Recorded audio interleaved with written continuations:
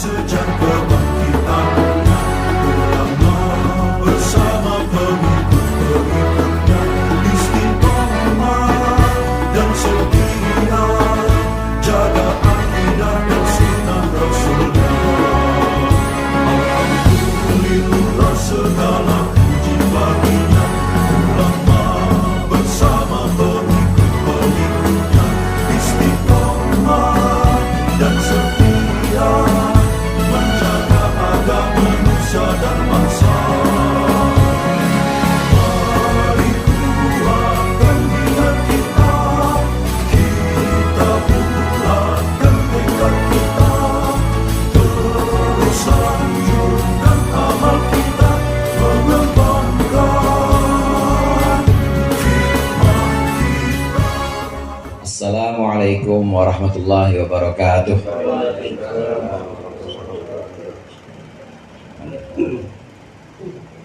Al-Fatihah.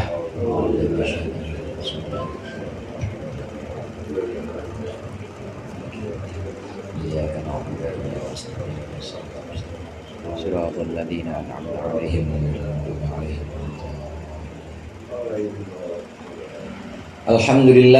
Alhamdulillahil jalali wal ikram ala ma akmalahu min dinil Islam, wassalatu wassalamu ala nabiyil huda war rahmah al mab'uthi bil kitabi wal hikmah, khatamin nabiyyin wa imamil mursyirin sayyidina Muhammadin wa alihi wa sahbihi wa atba'ihi ajma'in, amma ba'd.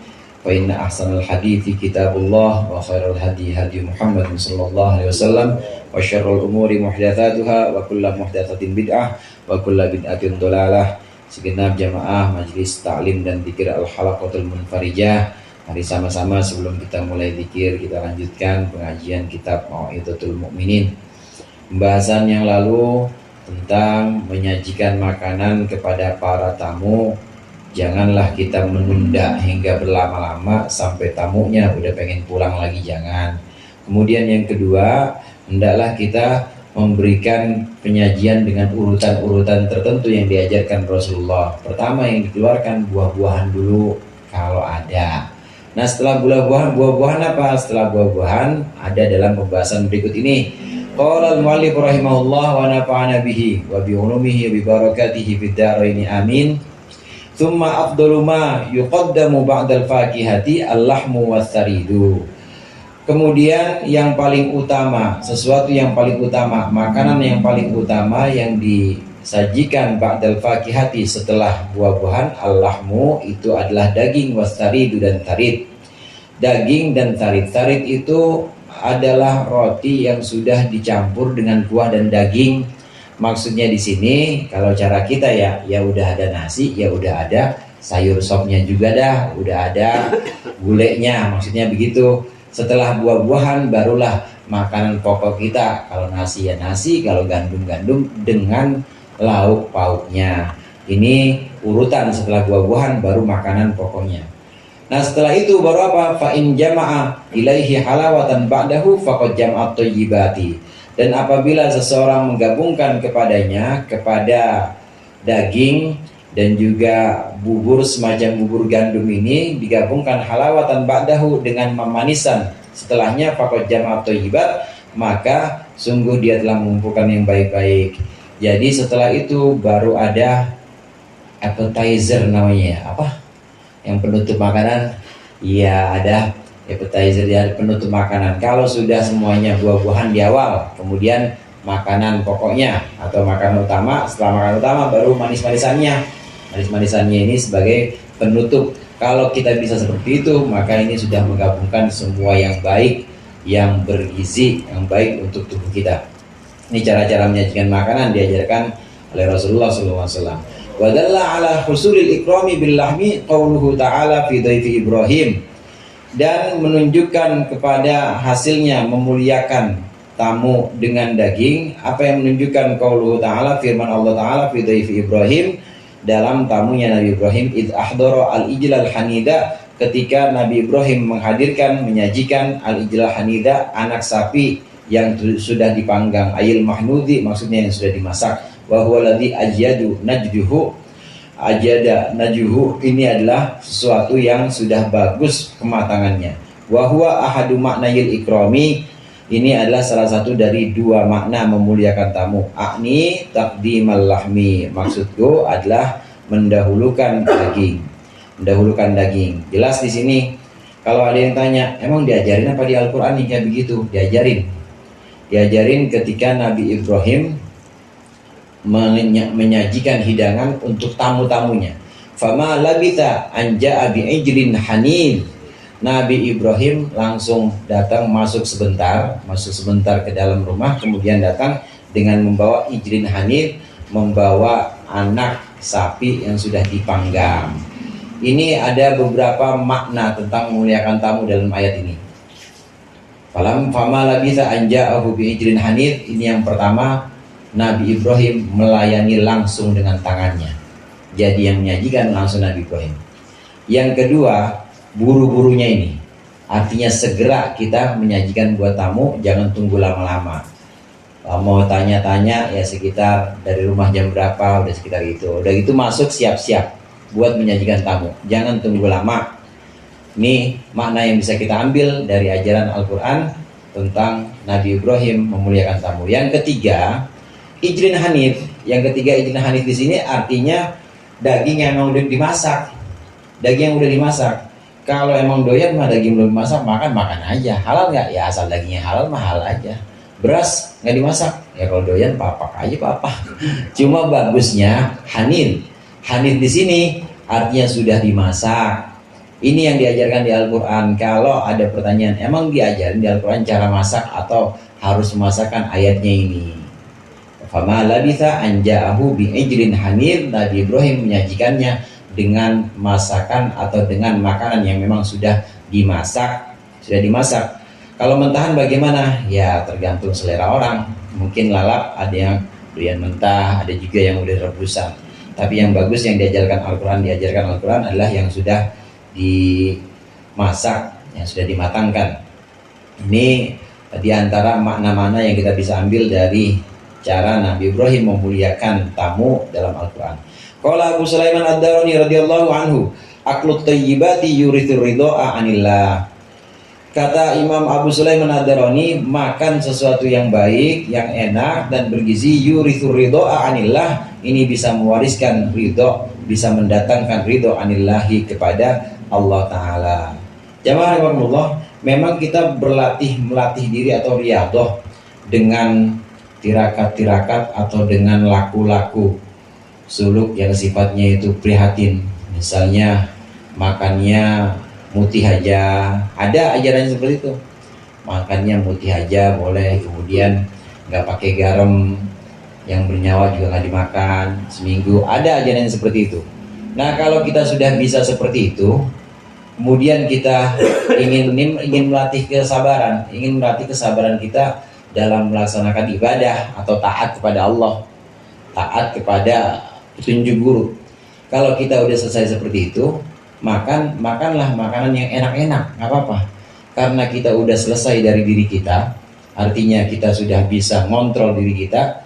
Jadi kalau ketemu makanan nggak maruk gitu, kalau ketemu makanan itu nggak kalap, karena memang kita sudah berlatih dengan cara riyadhah tadi, maka boleh makan makanan yang enak-enak tuh boleh. Supaya apa? Supaya ridho hati kita. Artinya badan kita ini juga perlu diberikan hak. Badan kita, lidah kita, ya sekali-kali boleh juga makan yang enak-enak. Tirakat cakap nggak? Cakap juga tirakat. Tapi setelah itu boleh juga kita memanjakan lidah kita dengan yang enak-enak. Supaya apa? Supaya ridho. Ada dua ajaran tasawuf memang. Yang pertama, ada yang sifatnya keras, seperti sifatnya itu benar-benar disiplin untuk diri kita, seperti yang diajarkan oleh Imam Ghazali. Dari makanannya jangan yang enak-enak, pakaian kalau bisa juga pakai kain apa namanya itu, belaco apa, pakai bahan belaco tuh yang kasar banget. Tapi ada juga ajaran tasawuf yang justru enakin badan aja, tidur di kasur yang enak, kasur yang empuk. Ya kalau ada AC ya pakai AC. Niatnya apa? Niatnya syukur kepada Allah. Alhamdulillah enak banget di kasur. Alhamdulillah enak banget di makanan. Jadi syukur. Ada dua macam ajaran ini memang. Ada yang sifatnya riyadhah yang sifatnya disiplin, ketat dengan aturan-aturan untuk diri kita, sehingga kita harus benar-benar membatasi diri. Ada supaya kita sabar. Ada juga yang boleh kita manjakan, tapi dengan syarat melahirkan rasa syukur tadi. Nah, Imam Abul Hasan Asyadzili ini termasuk yang jenis yang kedua ini, supaya melahirkan syukur. Makan yang enak-enak. Boleh nggak kaya? Boleh, tapi jangan sampai ke hati kayaknya. Jadi hati kosong, cuma ada Allah, tapi dunia boleh ada di tangan. Boleh dunia ada di tangan, artinya di tangan buat dibagiin lagi ke orang-orang. Jangan sampai ada dalam hati. Yang dalam hati hanya Allah saja. Ini dua model, memang dua model riyadhah, dua model latihan-latihan tasawuf.